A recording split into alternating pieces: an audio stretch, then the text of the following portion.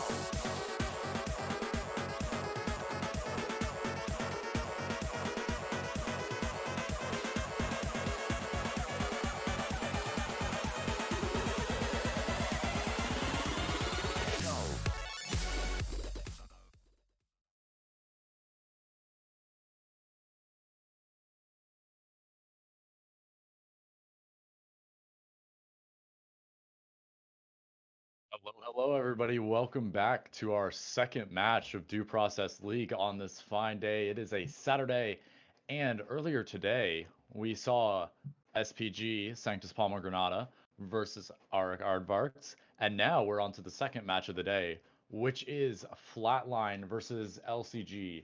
Due to some complications, we're having to stream this match today instead of our other one because teams had some things happening, and those matches have been pushed back, possibly later today.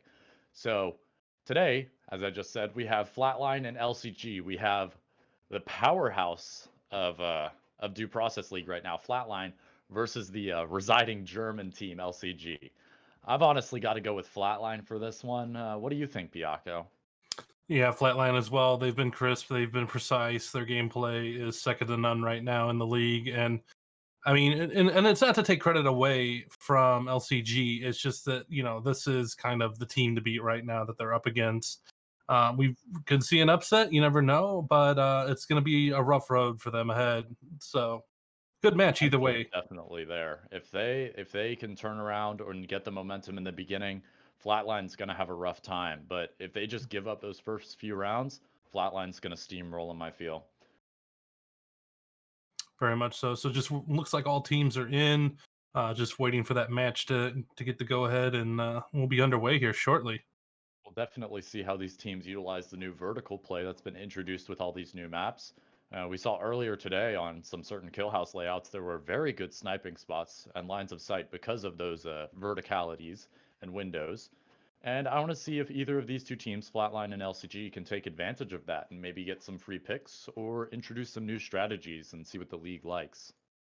Yeah, we've been seeing some of the new maps already coming out today, and it seems like players have adapted to them pretty well. Especially some of the ones with skylights are now being a thing that players have to worry about on C-Store. And then, as we said, the skywalks on Factory are a new element that have been added, and it's led to some pretty interesting and innovative gameplay so far. I'd have to agree with that, and it looks like both teams are getting into the match now. So we'll see Flatline and LCG starting out.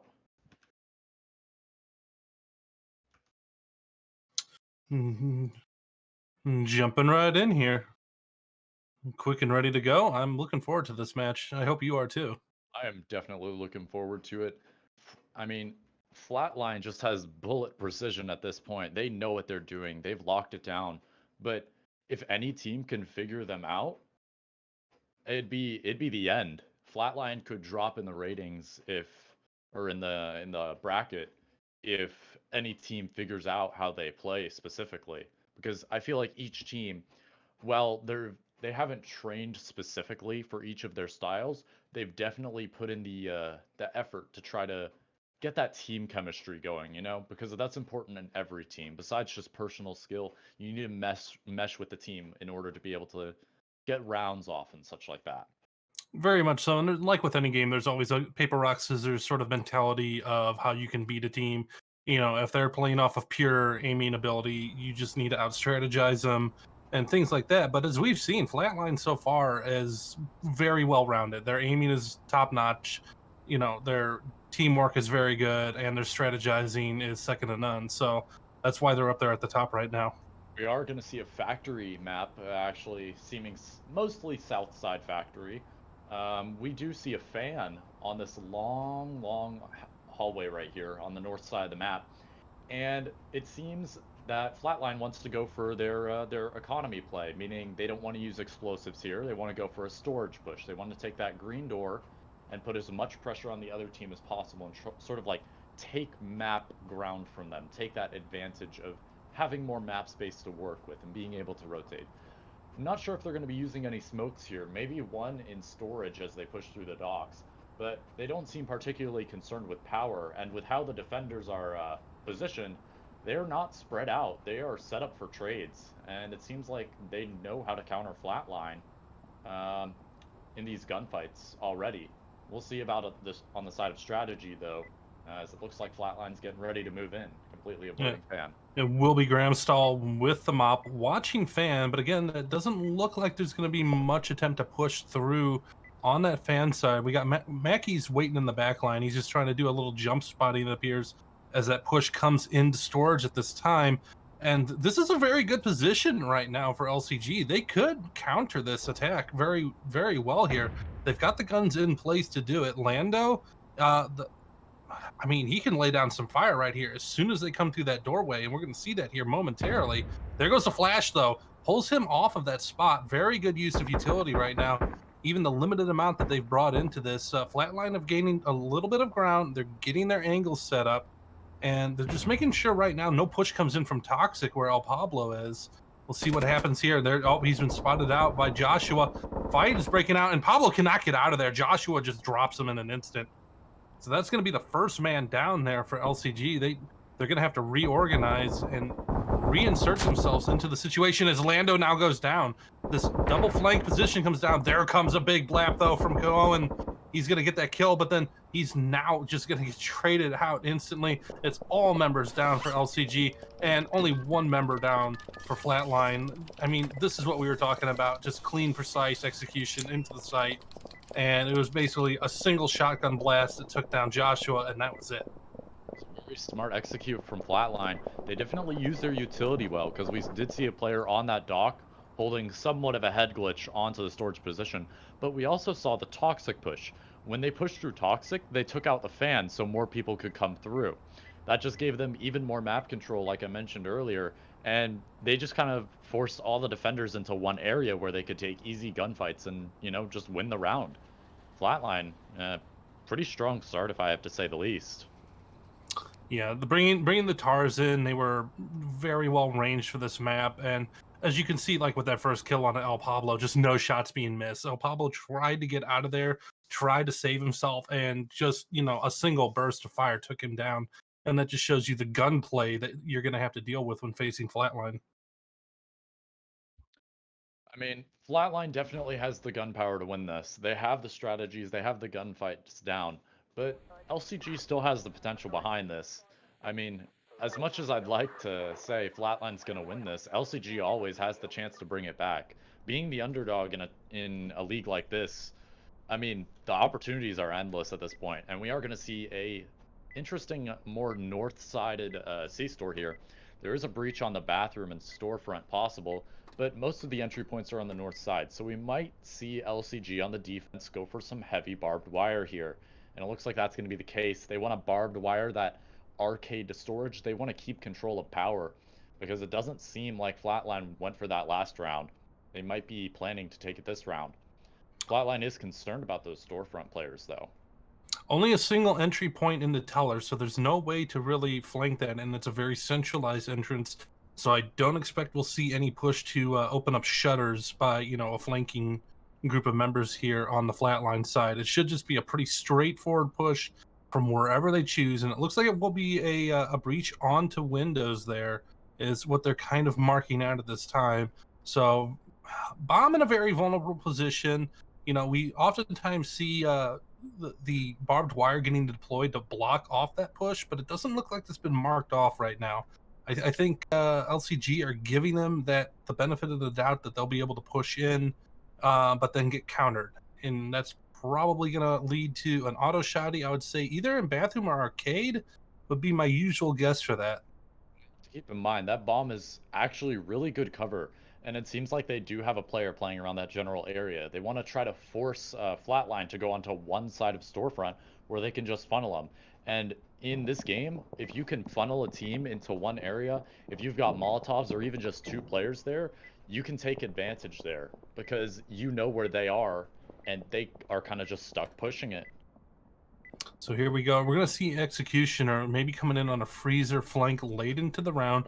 It's going to be a 4-1 split here for Flatline, and there goes the breach. They're pushing in. Molly's coming out to block him. Joshua pushes right through, gets the kill on the Koba, and he gets another one on the Lando. 2 kills for Joshua, and then the rest of the team come flying in, taking out El Pablo. It's just down to Pies and Gramstall.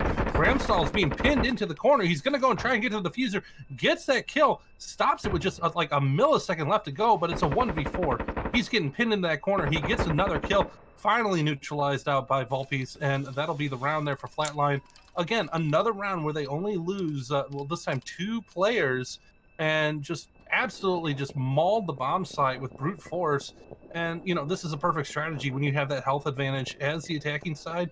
Sometimes you can just run in and bully, and that's, you know, a very viable strategy, especially when the defending side, they had nothing in the way of blocking power from barbed wire. They had one molly come out that kind of slowed the push, but Joshua just ran right through that. I mean, he did not heed the warning of the molly. He's just like, okay, burn my toes. I'm gonna come in and blast two of you in the face on my way through. Yeah, pointing out that freezer flank you actually pointed out.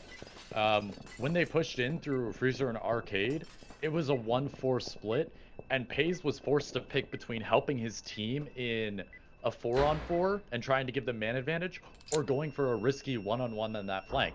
And he just couldn't make the decision in the end and got caught in the rotate. He got caught out by, I believe, Vulps when he was rotating to help his teammates, which actually really helped them because in the interview earlier today with Tiber Terran, he actually mentioned that those splits are especially risky to certain teams because if you lose that one person, you basically lost the push man advantage wise. But if you don't have enough people in one place, sometimes you don't have the momentum to push that. So that was a risky play from Flatline, but it definitely turned out well for them. Yeah, and that's what we usually see when it's that 4-1 split. That one man on his own is meant more as a distracting force. And then if he does get his kill, if he does take out the man meant to defend against him, then now you've got a proper pincer move, as we've seen before, and he can come in and shoot people in the back. But even just having that pressure there, that pressure is more than enough to throw a defending side into absolute chaos. And, perfect use of it right there, as we saw. Byakko, boy, do I have something exciting for you because Oh, we've got no. the same map layout as No, earlier. no. Now, if you don't know what this layout is, there's a security roof here with a very, very important window. That line of sight cuts off half of the map, and we've seen some crazy sniper kills come out from that, especially this morning. And I want to see how these teams utilize it because I haven't seen any big sniper plays come out from either of these teams. But now that the Sabers reworked, we might see some like we did this morning. And I believe LFG have already used their, or LCG, I'm sorry, have already used their mop. I don't think they have that at their disposal to defend from the VIP booth. That's going to be detrimental to them because even if they did have that mop there, it looks like Flatline is just recognized that there's going to be a barbed wire there. They might be bringing a nade and they might just be taking that lobby VIP push. We're seeing a possible markup for maybe a double barbed wire on the bomb site coming in there. So they're really expecting this push to get slowed down heavily. That's pretty much going to be their only saving grace if that's true. And we're going to see Groundstyle up close over towards security with the auto shotty. But if he gets pinned in there, he's got barbed wire at his backside. He's not going to be able to fall out of there. He's basically committed to holding that doorway into security. And if he gets pushed early, it's going to be a very, very bad time for him, to say the least. Pablo, with the Legros, not the mop, watching over to that security window, though. So he'll be able to call out if they go there, but right now it's going to be a top side push from 3 members, and then Executioner and Volts are going to be coming in on that red door. There goes the flashbang through with the breach, smoke coming out as they push in. Pies in the back line there. He's gonna have his work come out for him. He's gonna have to peek when they start on this bomb here. They got 2 members already on the bomb. Pablo's already down with the long range weapon, but Pies gets the first kill there for his side. Executioner, though, eliminates him right back. Trades coming back and forth. It's a 2v3 in favor of Flatline right now. Fire on the bomb, holding them off. Groundstall's just kind of trying to spam through that wall. I don't think the shots are even going through. And then the frag comes through. Beautiful nade there by Joshua and takes him down. It's now just all down on the Lando, and there's just nothing he can do. 2 long-range kills coming in there. I'm sorry, 2 long-range sets of damage coming in there as the bomb gets defused. Executioner will be finishing off that round. Him and Joshua that just blasted Lando from long range, and even if they didn't get it, Box was there on the backside. We haven't seen too much of him yet, but he's definitely been kind of that backside annoying player for LCG to have to deal with, and he's been doing that to great effect. Joshua paid a lot of attention there because 2 teammates from Flatline had already pushed into dance floor and gotten the kills on VIP. Joshua actually saved that grenade for backstage so they could get easier sight control, and it ended up killing the auto, which for LCG, that auto could have won them the round. So that was a really smart use of utility, and that was some good mid-round changeup from Flatline, and that's what I love to see. They use their utility, and they use the frags that they get to adapt to these different situations. So say you get a pick on the north side of the map, you know that there's most likely going to be somebody rotating south side of the map, or maybe even rotating from the middle of the map to back them up. And they predict those rotations. And that's how they won that round. They took the frags that they got and predicted what LCG would do. I wanted to see an earlier move around, a shift in strategy from LCG there, because they were watching security with the Legros, so they had a chance to, well, it's not a mop, but it's, the range scoped weapon that they get, secondhand from that. When they didn't see that immediate security push, they should have been sitting there going, all right, they're not coming from there. It's not going to happen. Where could they be coming from? And then reevaluate their situation. And they just kind of held position like they were expecting that same push coming through security that we've seen used on this map so far. And when it didn't happen, it threw them out of sorts. Looks like LCG is going for something similar to Flatline, except they want to dedicate to using a bit more smoke and utility. They're looking to smoke off this window on office on the west side of the map on office, and they might go for power, but it doesn't look guaranteed. They want to push this conveyor area and just take the bomb away, it seems. They're trying to get objective pressure instead of kills, because it doesn't seem like they've been winning their gunfights. And once you get to that point where you're not winning your gunfights, playing the objective is not a bad strategy, to be honest, because that's what it's all about at the end of the day. But we will see some interesting player placements from Flatline, 2 playing Toxic, possibly to back up for what they did. They're possibly ready for sort of imitation of what they did, and they're going to be hiding behind those silos. So yeah, this is going to be interesting. So Volps is going to be able to get an eye up to Fan, see if any push comes in there, but then he's got Boxer there to help him up. So if they do get pinched off, they're at least a 2-man team that's going to be able to return fire there. That's going to be very important, because you just don't want to give a man up for free. If Volps was there by himself watching Fan and they push through storage and make it up into Toxic, he's a dead man there. He's not going to be able to get out with any sort of ease. So here we go. Here's the entry. It's going to be a 5-man stack on the storage. And they're going to make their way towards Doc right now. Joshua up on the top side. He's given a little bit of information there as they come through. Smoke. Oh, Executioner just absolutely deleted. Lando, great shots there with the AP-25. Oh, that was a brilliant 3-round burst that he just laid right in the Executioner. And now it's down to Joshua to try and hold off power. He drops the molly. Lando goes down in the meantime, but then another kill is returned on the Mackie. Pablo now getting another kill, but then instantly traded off. It's a back and forth both ways right now. 3v3 here. Eyes on the bomb by Pies. He's going to make his way over. But here's a flank. Here's a flank coming in from Boxer. This could be huge right now. If Gramstall doesn't turn around and get ready for this, it's going to be a big problem for them. And Gramstall does turn around in time, gets the kill. And it's just down to Joshua. The bomb has been tapped, but he's off of it. 3v1, Josh just trying to do what he can from the office, gets the first kill. But now here comes Gramstall up to the top, gets the kill, neutralizes him. That's going to be the round for LCG. Perfect play there. Back and forth, a little bit sketchy at times, and low health. I mean, look at that. Maybe 1 bullet apiece between the two of them on a good day. They could even share that round and both tie together if lined up. But they do finally pull off their first round and making this a little bit more of a game. Both on 14 HP there. 1 bullet from basically any gun could have taken them out. But they did a lot better that round. Not just because they won, but in general, when one of them either got traded out or took a bunch of damage, they've been doing what Fluff has actually been doing. Not Flatline, but Fluff. They've been unintentionally doing what Fluff does, which is when you take damage or when you get a trade, you have the low person fall back so the main person can entry and the low health person can support with their frags or whatever they have on them. And that actually helped LCG win the round there, especially in such an open, large map where they have to use long-range guns like that. And those long-range guns are usually take less bullets to kill than SMGs and such. So having those players rotate back actually helped them win the round in terms of having the health advantage or having man advantage in the round.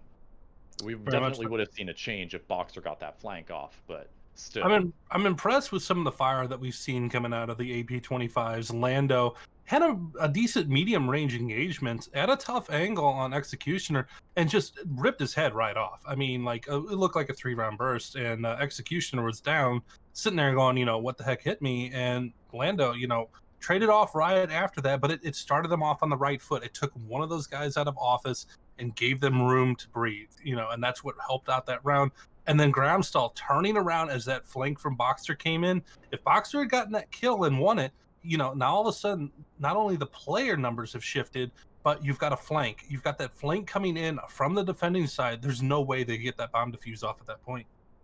And it looks like we are back to C stores, so we're going to see LCG on a possible shed push for power here. They didn't go for it last round, and Flatline might be aware of that, but they do seem a bit more concerned with the office and bathroom side of the map, because there is that red door there.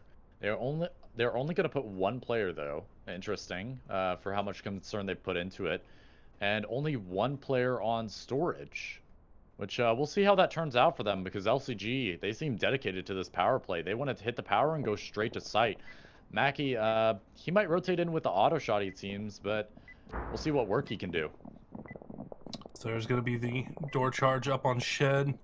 Looks like they're going to breach through there momentarily. Gramstall and Kudo moving their way around. So they're just going to make a full push on the top side. Freezer and Arcade in the main entry point. And Mackey's pinched off. He's in the corner here. He's got to get some kills.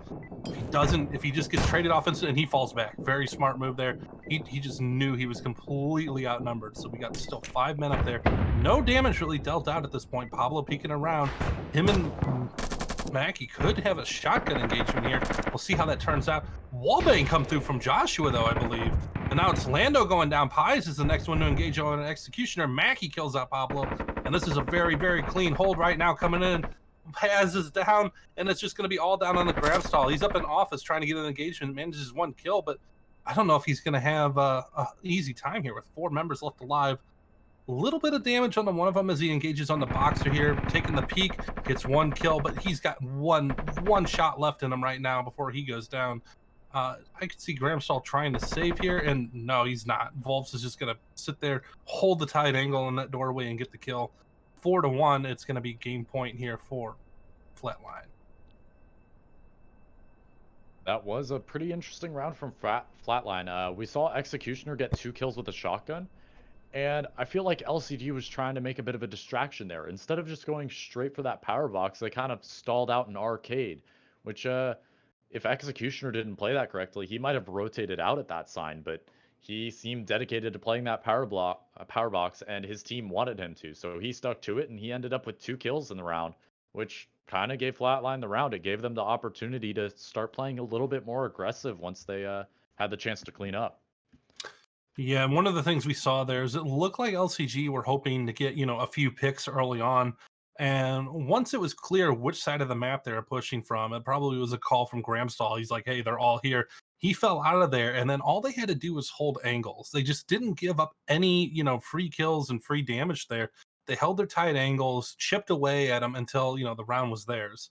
So we'll see if LCG can come back and pull off some more wins here. They have 3 rounds just to tie it, and if they lose a single one of those 3, then this will be the first set going over to Flatline. And having that pressure that Flatline has right now, it's going to be tough for LCG to make it back. Even though we both predicted a Flatline win here, a clean win, from earlier, it's always nice to have 3 maps. You want to see how these teams play. You want to get into their minds. You want to know, why did they do this? Or why did they peek this window? What utility did they use here? How are they conserving utility? And just getting into the minds of players really helps you learn about the game. It gives you more insight. It helps you just evolve your own play style. And I feel like a lot of the community appreciates Due Process League for that. But in the end of the day, we want to see matches, I feel. We want to see competitive integrity. We want to see just who's the best in the end. And it looks like Flatline has it in this match so far. Yeah, so we're going to see the mop is in play. It's going to be up on that VIP side. Joshua is the one that's going to be wielding. Oh, I'm sorry, that is Allegros. No, it's going to be Mackie with the mop. He's actually going to be in a very interesting spot down by stairwell, right on the bomb, right on the stage. So we'll see what happens here. But it might just be Josh using that Legros for callouts as we see Pies making his way up top. Pablo and Gramstall moving up there as well. So very split sort of grouping here. Executioner, though, probably hearing a whole bunch of feet moving around him. So he's going to be able to call all that out. He's probably getting a lot of information saying, hey, I got 2 or 3 over here by me. That's important for him. And now it looks like Oh, he's clicking. He's got a clacker. He's clicking it. And oh, there it is. Ooh. Pies tries to get it down there, and he pays for it. Executioner with the clacker counter kill. That's something we haven't seen too much of. And now they're trying to push up to VIP. They're down a man. They're going to try and make their way up. It's Gramstall and Pablo. Joshua and Volp's up there trying to hold them off. 0 damage done against them so far there. And now Pablo goes down. I mean, this is an excellent hold that we're seeing in coming from Flatline. Mob shots just raining in through the wall now. Mackey's just trying to get lucky with one of them now firing over onto Lando. Lando's kind of just stuck in a corner there. There's not a whole lot he can do, and it's now 2 members left alive for LCG. Gramstall goes down. It's all down to Lando. He gets 1 kill, but he's got 4 members left alive, and he's not going to be able to do it. That's going to be the 5-1 victory in favor of Flatline over LCG for set 1. So from Flatline, I honestly expected a little bit more push from LCG, maybe 2 or 3 rounds, but as we've mentioned, Flatline has been pretty strong in the league so far. I'm pretty sure the only team that they have lost to is Red. And other than that, they have been on their A game. Yeah, I mean, the one thing to take a note of, though, other than that one round that LCG was able to pull out, most of those rounds, it was 3-4 members left alive for Flatline at the end. I mean, it was showing complete dominance for them. And needless to say, like they look sharp and they look like it's going to be a very, very uphill battle for set 2 coming up ahead. I don't know if LFG have it in them. We'll see. LCG definitely they knew what they were doing for some of those rounds. The round that they won in that set was when they actually took into consideration, hey, how are we getting these trades? We should be worried about just throwing people in there. We should be focused a bit more on our utility. And if they put a bit more focus into topics like that, they could probably bring out a few more rounds than expected. Even if Flatline does pull out the win, LCG getting those rounds, it always helps. It puts them closer. It closes the gap between these two teams. Yeah, and as we said, starting off on the right foot is important. If you get like the first 2 rounds under your belt, it builds up a whole lot of confidence to help you, later on. And it gives you that breathing room that you need. And especially, the way the maps work out with 3 per side. If you win those first 2, that gives you a huge advantage going into map 3. And we very rarely do see a team, win that 3rd map after losing 2 before. It's just a case of they've used up their utility, they're down to their worst weapons usually. So, get those first 2 wins in and you've got a pretty easy road ahead. Or I shouldn't say easy, but an easier. It's just generally when you have that pressure on the other team, people tend to choke under that sort of pressure. Yes, we're in like a high level now where you really have to calm your nerves, but even under pressure like that where you have so much on the line and you need the wins to move to the upper bracket, LCG, they had too much pressure on them for that. Flatline just immediately took them out, and as soon as LCG found their stride, Flatline had essentially already won the game. Very much so. So we're going to be getting into set number 2 here shortly. Teams giving a short break, and I think we're due for one too, are we not? I'm pretty sure we are, but I want to say this is pretty exciting, even if it does seem one-sided. Yeah, and this is something to look forward to ahead. Flatline, definitely one of those teams that could make a deep run into playoffs, potentially even win it all. We've got a few teams with our eyes out for them for taking that, uh, the full trophy there. But um, a lot that LCG can improve on, and it's little things like some of those fights came down to the wire, and it's just a case of you get one more bullet or you take one less bullet even sometimes with proper positioning, you end up winning that. So We'll see both these teams come back after our quick break. We'll see what they can do in the second set of rounds and see if either Flatline takes it 2-0 or LCG makes a dream comeback.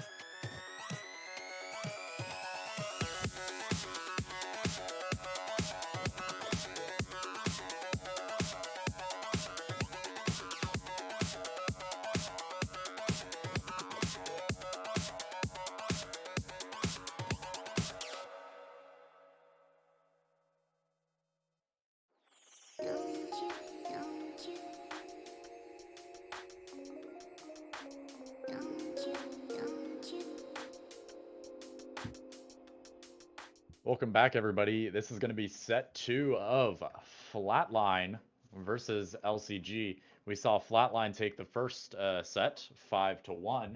LCG only getting one round on a factory layout, and we'll see what they can do for this second game. Will LCG come back with a dream, or will Flatline just close it out? We'll find out. Byakko, what are you thinking for this second set? I'm thinking it's going to be Flatline again. I just want to see a little bit better performance out of LCG. Help their confidence later on down the road. Hopefully get 2-3 rounds out of them, but taking the set, I'm not feeling it. I have to be honest. All right, understandable. I'm more of like an underdog rooter sort of person. I would always love to see a third map come out, and I'm sure you would too. But sometimes you gotta go with the better team. And not to say LCG is like bad, but LCG definitely has the potential to back it up. As I've said before, they just need to get practice in. Flatline, they've just been constantly training for these league matches, and it's shown improvement for them. And they've basically been unbeatable, except for by Red Team last week. We are on a C-store layout for the first start, and it looks like Flatline, just like usual, wants to go for that more economy-based play. They want to save their explosive. They want to save the arsenal, and they aren't even bothered by power at all. They just want to go split through bathroom and split through arcade, but we might see some interesting plays from LCG here. The shotgun potential here is definitely strong, to say the least. You could have a player sitting in tellers, you'd have a player sitting in arcade, and it seems like that's what they're going to do. We'll see how the shotguns fare against these Flatline players, as Flatline definitely has the gun skill to win the fights. But against shotguns, I'm not so sure. Yeah, shotguns have been a very one or done. We've got a few players in the league that use them with precision, so to speak. Surgical shotgun is the thing. But really, I've just been feeling that the SMGs and these close range maps are the weapon to beat. When it comes to the defending side, you get more than one chance to take down an enemy with the SMGs. Analysis. And it looks like they do want to stick to the plan. Might clear out the window here, but in the end, Flatline's just going to stick to the plan, and we'll see if LCG is able to predict it. I'll let you take this one for the moment. I'm still trying to connect in here. That's perfectly fine, and it looks like Volps has actually door charged one of the shutters, and Mackie and Executioner have both already charged into office with Joshua to back them up. The doors are just getting slammed down as Pays is getting countered in this teller position, and Executioner's ready for it. Shotgun open the door, and a pick's going to be there for Joshua. They're pinching the site right now. Pays is just sitting behind a pillar. He's going to get taken out by that assault shotgun Executioner. Joshua's already pushing in with Volps to back him up in that hole in the shutters. Pablo's out in the open. All he has is a little bit of cover from those bakery glasses, and Joshua's there to clean it up. Lando and Gramstall now the last two left. They've gotten KR and a Tub 12. We'll see what they can do here. Both stuck in freezer. They do have a rotate out as Mackie and Executioner are both dead in tellers, but it looks like Boxer and Joshua are pinching them. Lando's taken out, and Gramstall's the last one with the Tub 12. He might go out for the peek here, but Joshua's cleaning him up. Volps defusing the bomb, giving the round a 3-man up to Flatline. Yeah, I came in, I got to watch all of that, and again, it's just that whole thing of Gramstall and Lando got pinned in freezer. They tried to make a hold on there, but when they're outnumbered and outgunned, it's not a very good position that you want to be in. You don't want to be sitting there on the defensive more than you really have to be. I know they're called defenders, but when you're literally just cornered up and fighting for your life while the enemy's running around you, not a good place to be. And that turned out pretty as expected once the halfway point of the round was reached. I feel like if when the call was made that Pays was getting pushed by two people tellers, if they just gave up power and they went for the picks on those like door charge peaks on shutters and the players pushing arcade, they probably could have won the round. They would have caught Flatline off guard with some counter aggression. And that's what it's about on defense. You need to figure out when to just hold your angles and when to put a little bit of an aggression and utility in to keep them from pushing you hard. Because in the end, it's all about time. It's about that bomb. So we are back to factory, and this is an interesting layout to say the least. We have two bridges here on generator, which interesting position to say the least. Perch is going to be on the north side of the map by power, but there's also a red door on office here. Possible Doc's office pinch, maybe. A little bit too many resources it might seem for Flatline, so they do want to go for a default sort of just one entry point toxic take. And LCG is aware of this. LCG is aware that they need to cover this area. They might even dedicate a player to storage, even though Flatline wants to smoke that off. And the positions here just might seem a little bit too spread out. These entry points are just fanned across the entire map. You've got 2 entry points on this west side, 2 on the east side, and LCG might be spread thin here. They won't be able to do any sort of buddy system or fall back when they're low health. Yeah, I'm not seeing a lot of advantages to be used by the defending side here.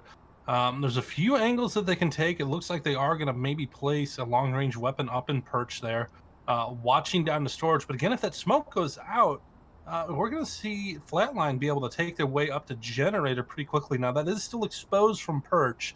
It's still going to give an angle for who's ever using that ranged weapon to shoot at. And it looks like it's going to be Gromstall on the op. Highs is going to be using the Igmar. They're bringing 2 Igmars and an op. They're definitely banking on long-range fights being the name of the game here. And Lando and El Pablo with the only short-range weaponry that they're going to have. And here's the thing, 1 SMG, everything else is semi-auto or pump action or bolt action. They're not going to have a lot of repeatability on pickup shots. So this could come back to hurt them here in this map as we see automatic weapons. Pies, wait, Joshua there. That's a very important kill to get. You know, that it looked like it was probably a tag from Gramstall on the mop, though, that did the first bit of damage on them there. So a lot of chip damage coming out now right there onto that storage doorway. We're finally seeing Mackie and Executioner making their way in. Big flank coming in. Pies, he's in trouble. He's getting shot in the back. Is he not? Mackie just ran right past him. I don't know how that happened. Mackie ran past him, finally picks up the kill, but now it's Lando there on the bomb. 2v3 though, it has turned around in favor of Flatline numbers wise. Oh, and now it's oh no, it just falls apart. Boxer comes in. Even though it was a numbers advantage, they still had the health advantage on LCG, and it just didn't pay off. They just couldn't get those last few bits of damage in. You can see 1 HP pretty much on one member, maybe 5 on another, and you know the remaining member of Flatline down to half health. I mean, that was perfectly doable. That could have been just a few bullets, and things go the exact opposite way. A kill that Pace got in the beginning really messed up Flatline. It seems like Joshua was the smoke player there, so he was trying to get the smoke, and from there, they just tried to clean up the smoke, and it didn't really work out for them, so they decided to rotate through Toxic. It turns out that Pablo and Lando just weren't watching that the way they should have, because they had storage lockdown. If they just had eyes on Toxic, they could have wiped out that flank, and all Flatline players would be dead right now. Like you mentioned, they're extremely low health. Mackie's on half. It looks like Boxer's on 25, and Vulps is only on 10 health, and that's frustrating to see when it only takes 1 or 2 bullets left to kill your opponent, and you should have had a round, but your teammate just wasn't watching the flank. That's definitely gonna cause some frustration in LCG, and it looks like that is the case. They've marked on the map. They're super frustrated. They had the barb there, but not a player watching it, and that's what made them lose the round. 1 player out of position, not watching that flank.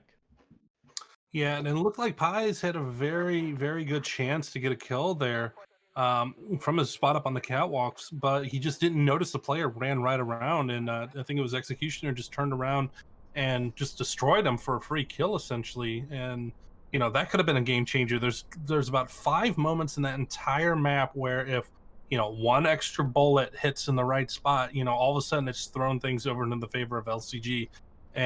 But in the end, it ends up being 3 members of Flatline left alive, and they did salvage the mop. So we'll see if that comes into play. If they try to bully here on this map with maybe a mop and saber combo, I don't think we'll see that, but it is possible. Yeah, we are gonna see something interesting from Flatline here, to say the least. There is an interest in Courtyard, maybe, but also there's an interest in training. Maybe using their last charges here. We'll see what they can do. I'm pretty sure they still have a wall charge left. So, we'll see how that turns out, as they did use a door charge on C-Store, but I'm not sure if they really used anything on Factory. Do you think they used anything on Factory? Just a minor bit of utility. I think they've got enough to breach and make their way through, so And they can definitely take this round. LCG does seem prepared though. They know what they want to Molotov. They know what they want to hold, and it seems like it's going to be sort of training and kitchen. They're going to give up this like reception side of the map. They're not going to bother, even though reception has a lot of cover in it.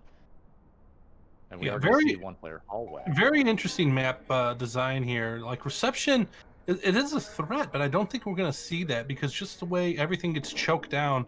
And here's the call by LCG. They're just gonna camp in around the bomb. They're gonna keep a tight grouping there, and I think that's definitely the way to go. If they want it, if the attacking side wants to take that whole top left part of the map, let them. There's not enough useful things there to defend against, and it's just wasting time to worry about it. Stay in on the bomb, concentrate your fire, and get your kills that way. So here comes the initial push in. Molly comes out, but it's too late. 3 members are already in. Lando goes down in an instant. Executioner as well. But now Joshua picks up another kill. So it's already a man advantage for the Flatline side. Big damage coming out from Gramstall. Gets 1 kill, though. Volps is now going to be the next contender to fight against him as Mackie takes out Pie. So still keeping it even up there. And it's all down to Gramstall, but he does have that super weapon, and he is on the bomb. All 3 members are going to make a push onto him. A little bit of spray coming through the wall, and now Gramstall getting chipped down heavily. It's going to have to take time to reload here and get ready for this push. But, wall damage, wall banging is just going to be the name of the game here. If they just decide to spam him out, it's not going to be good for Gramstall. He's trying to take the fights. Here comes more of that spam. He's chipped very low. Not going to be able to do anything, though. Volps gets that kill, comes in, goes for the defuse. And yet again, 3 members left alive. We're seeing very clean executions here coming in from the Flatline side, and they're just not getting pushed around. Yeah, Flatline knows what they're doing at this point. Even with the auto shotty in play, they threw 1 body at it and took a trade for it. They just really knew how to put the pressure on one part of the map and sort of force LCG to just take a different position. We saw a lot of pressure from training there, but not much in the center of the map. Maybe if that center map player sort of tried to flank or maybe even rotated to site to help out, that could have been a different round for LCG. Yeah, we saw that Molly try to come out and block the entry in, but by the time it had burst through the doorway, you already had 3 members of Flatline in, and they just began the steamroll.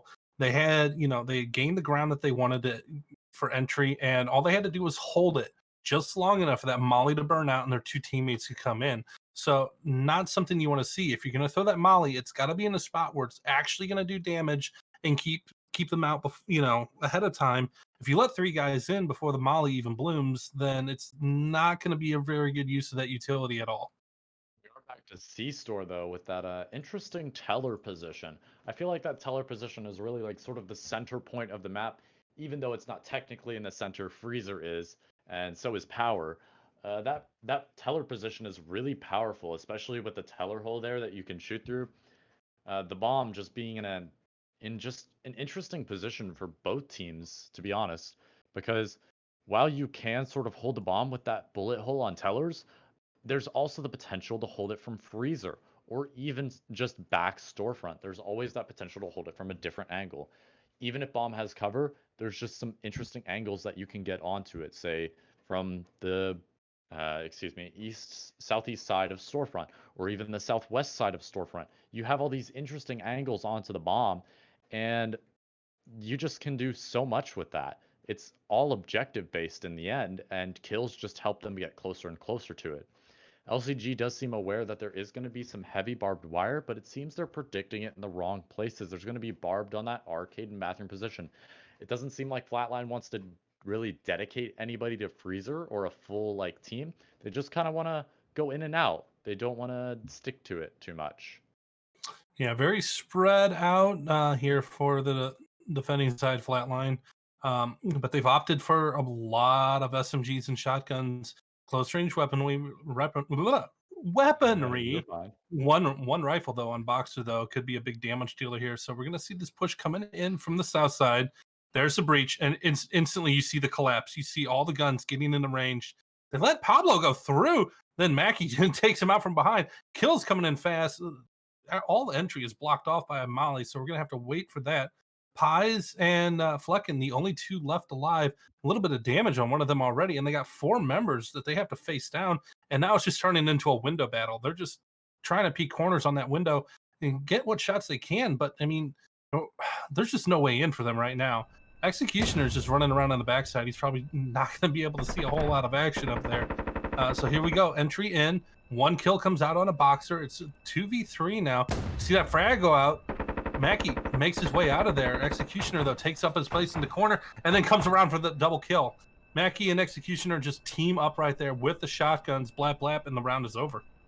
LCG just definitely had the push there, but Gramstall actually team killed Lando as they were trying to kill Boxer, and that ended up giving Boxer a 2K essentially, and that automatically made the round a 3v5, excuse me, and that just kind of threw the round away. That was really frustrating from LCG to see them just throw it away. It gave Flatline match point at 4-0, and there's nothing LCG can do to catch up now. It's essentially a done deal unless LCG can make a magic comeback.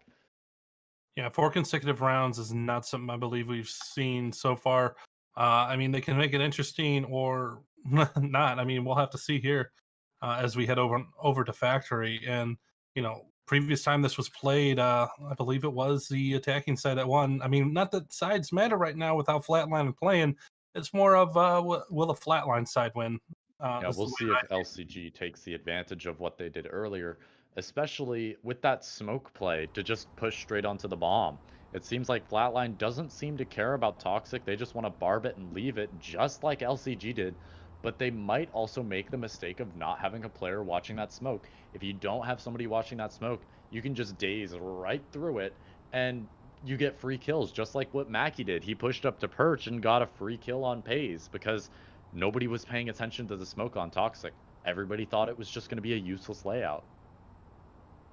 Very much so. So it looks like Flatline are going to just say completely ignore Toxic here. Nobody is going to be going into that position. And I got to say that's probably the right call. That's another one of those useless spots on this map. There's no power in Toxic like we usually see. It's all the way up in the top left side on Office. So there's no reason to hold Toxic here. It's one door coming out. You can concentrate all your fire there. You can concentrate all your fire coming out of storage. And it basically comes down to the fact that they know there's no door charges. There's no wall charges. There's no utility for LCG to leverage coming in here. They've got to go through storage.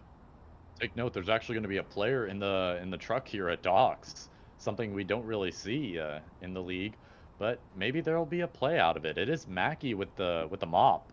So maybe he's watching into Office. He might have a really good line of sight onto that red door. Possibly, yeah. And it's hard to tell from this angle. Oh, and they're trying to wallbang him. They got a little bit of chip damage off to him, so I wonder if they expected that play or whatnot. But Gramstall looks like he's going to be trying to throw a smoke in there. Blocks off all of Mackie's line of sight.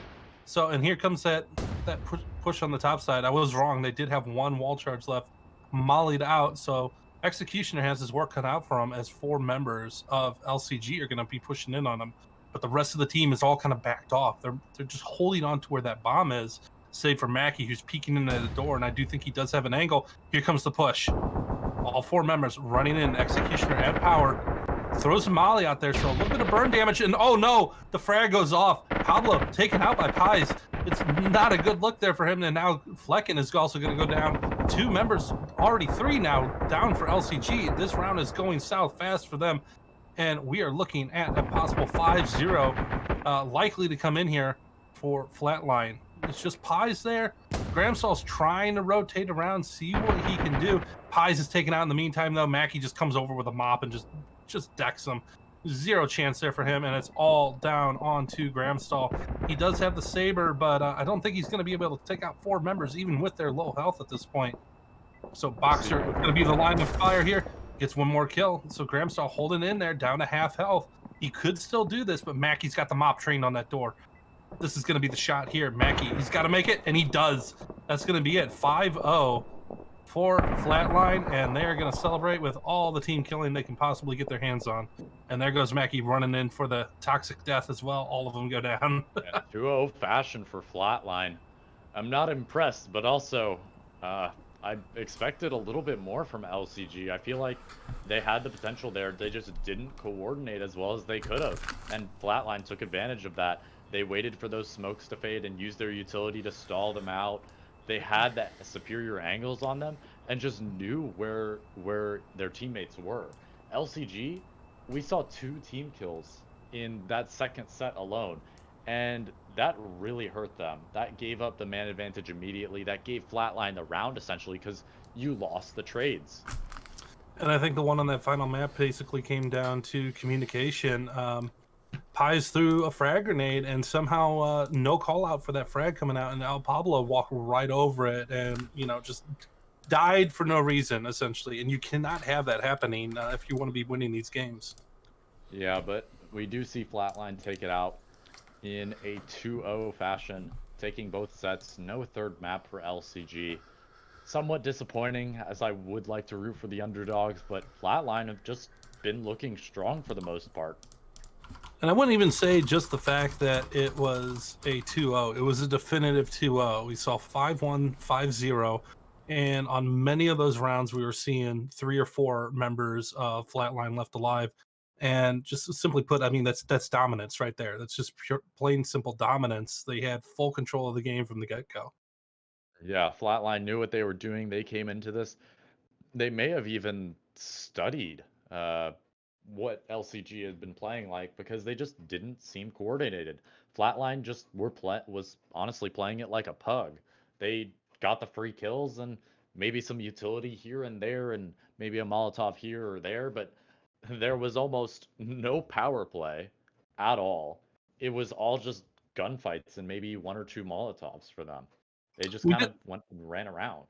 we didn't see many of the 3-2 splits that most teams have been doing coming out of LCG either. They had been going straight up 5-man stacks into entrances. And I think once that's figured out, once Flatline figured out, hey, they're going to 5-man stack onto pretty much any entrance. Once that entry begins, they can move people around and just crowd that area, and that is what they were doing when they were on the defending side. They're just saying, hey, you're going to send 5 guys here. We're just going to meet you with all the firepower. The firepower was definitely on the side of Flatline, though. They know how to use those guns. They definitely put the time into learning them, and that's paid off for them. They won the match, as we saw today. Very much so. So I'm seeing here if we're going to be getting a interview coming in. Hopefully, one member of Flatline will be willing to talk to us if they're not popping champagne off too quickly. It's never too early to celebrate because remember, these upper bracket teams are going to have to face off each other in the championship. And essentially, there's only one winner. We have to figure out who will be crowned the winner of the official first season. Yes, there was an alpha season where DFC won, but this is the first beta, first beta season. This is the first full season. And having this crown is going to be very important to whatever team gets it. And if Flatline is hungry for it.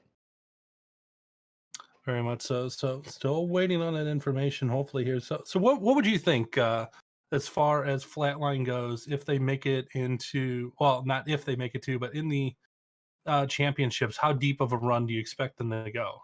Well, it really depends on who they get matched up against. I'd say after they lost to Red, they've definitely put in the effort to become better. So they might end up beating Red. And if they end up against Fluff somewhere in the championships, I'd honestly have to say that's where it's going to be ended because it's Fluff and Flatline, the 2 Fs of the league, are looking very strong. Fluff has definitely shown their utility and their coordination is great, but so has Flatline. They've only dropped against Red, and like I've said, they've probably practiced since then.